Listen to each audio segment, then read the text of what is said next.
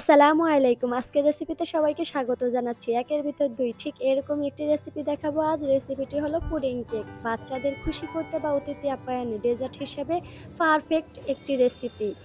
দেখতে যেমন সুন্দর, খেতে পুডিং এবং কেকের স্বাদ জাস্ট অসাধারণ। চলুন আজকের রেসিপিটি দেখে নেওয়া যাক।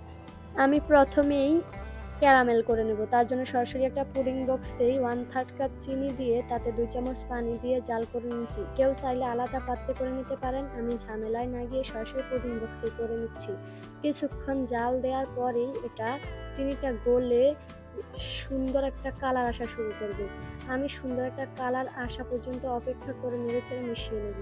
খেয়াল রাখতে হবে চিনিটা যেন পুড়ে না যায়। চিনিটা পুড়ে গেলে পুডিংটা তিতা লাগবে। সুন্দর একটা কালার আসলেই আমি এটাকে নামিয়ে ঠান্ডা হতে দিব। অন্য সাইডে একটা বাটিতে রুমের স্বাভাবিক তাপমাত্রায় থাকা 2টা ডিম নিয়ে তাতে 1/4 কাপ চিনি নিয়ে ভালোভাবে মিশিয়ে নেব। চিনিটা গলে যাওয়া পর্যন্ত মিশাতে হবে। চিনিটা গলে গেলে এখানে সামান্য পরিমাণ লবণ দেব স্বাদের ব্যালেন্সের জন্য। কয়েক ফোঁটা ভ্যানিলা এসেন্স দেব ডিমের গন্ধ দূর করার জন্য। কারো কাছে না থাকলে লেবুর রস দিতে পারেন কয়েক ফোঁটা। তারপর 500 গ্রাম দুধকে আমি 250 গ্রাম করে নিচে আগে থেকে জাল করে ঠান্ডা করে নেওয়া দুধটা দিয়ে দিলাম। সবকিছু মিশিয়ে এক সাইডে অন্য সাইডে আমি কেকের জন্য শুকনো উপকরণগুলো চেলে নিব। প্রথমে 1/4 কাপ ময়দা, 2 টেবিল চামচ কোকো পাউডার, 1/2 চা চামচ বেকিং পাউডার, 1/4 চা চামচ লবণ সবকিছু একসঙ্গে চেলে নিচ্ছি।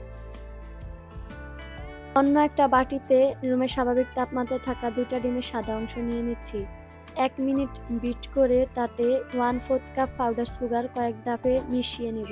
2 মিনিট মিশিয়ে ডিমটা ফোম করে নিয়ে তাতে 2 টেবিল চামচ সয়াবিন তেল, ডিমের কুসুম 2টা এবং কয়েক ফোঁটা চকলেট এসেন্স দিয়ে মিশিয়ে নেব। কারো কাছে চকলেট এসেন্স না থাকলে এই পর্যায়ে ভ্যানিলা এসেন্স বা কয়েক ফোঁটা লেবুর রস দিতে পারেন।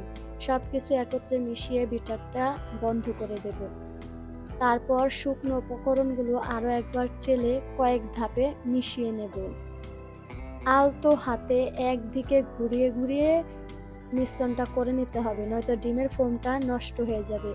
ফিরে আসছি কেকের মিশ্রণটা রেডি। দেখুন আমার ক্যারামেলটা কত সুন্দর হয়েছে। আমি প্রথমে একটা ছাঁকনিতে পুডিংয়ের মিশ্রণটা ঢেলে দিচ্ছি। একটু ছেঁকে নেবেন, এতে পুডিংটা মসৃণ হয়, সুন্দর হয়। তার উপরে আমি কেকের মিশ্রণটা ঢেলে দিচ্ছি। এখানে ভয় পাওয়ার কিছু নেই, 2টা একসঙ্গে হয়ে যাবে না। কেকের মিশ্রণটা এতটাই হালকা, এটা উপরে আলাদাই থাকবে। আমি আগে থেকে একটা পাতিলে পরিমাণ মতো পানি নিয়ে তাতে স্ট্যান্ড বসিয়ে ফুটিয়ে নিয়েছি। ওই ফুটন্ত পানিতে পুডিং বক্সটা দিয়ে 40 মিনিট বেক করে নেব।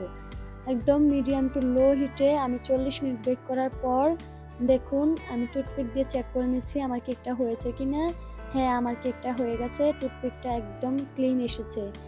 এই পর্যায়ে আমি কেকটা নামিয়ে ঠান্ডা করে নরমাল ফ্রিজে রাখবো 2 থেকে 3 ঘন্টা। কিছুক্ষণ ফ্রিজে না রেখে গরম গরম অবস্থায় মোল্ড থেকে বের করতে গেলে পুডিংটা ভেঙে যাবে। তাই কিছুক্ষণ ফ্রিজে রেখে এটাকে রেস্ট দিতেই হবে। রেস্ট দেওয়ার পর আমি এটা নামিয়ে সাইডগুলো একটা চাকু দিয়ে আলাদা করে ঢেলে নিচ্ছি। Just wow! দেখুন কত সুন্দর! আপনি এবারের ঈদে মেহমানের সামনে যদি এরকম একটা আনকমন ডেজার্ট দেন, সবাই অনেক খুশি হবে। Trust me. আশা করি আজকের ভিডিওটা আপনাদের ভালো লেগেছে। ভালো লাগলে আমাদের পাশেই থাকবেন। Thanks for watching.